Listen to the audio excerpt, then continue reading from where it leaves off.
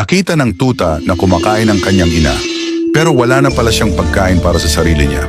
Ang ginawa ng tuta, hindi mo inaasahan. Habang ang maliit na tuta ay masayang kumakain sa tabi ng kanyang ina, napansin niyang may kakaiba.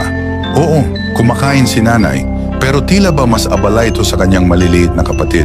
Sabay-sabay sila sa pag-inom ng gatas sa ina, pero nang silipin ng tuta ang bowl ng kanyang ina, wala nang natira para sa kanya.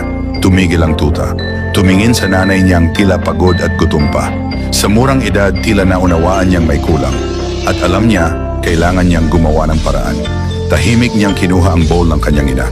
Bit-bit ito sa bibig, tumakbo siya, papasok ng bahay.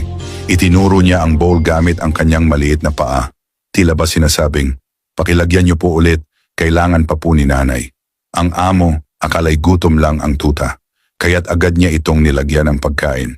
Pero nang ibaba niya ang bowl sa harapan ng tuta, hindi ito kumain.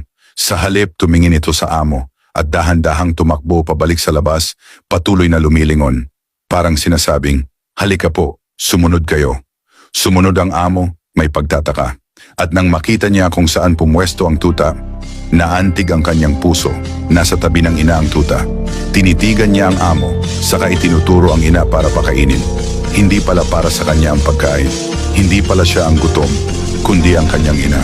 Sa sobrang liit at inosente ng tuta, naunawaan niyang may mas mahalaga kaysa sariling sikmura, ang pagmamahal at pagsasakripisyo para sa nagaruga sa kanya.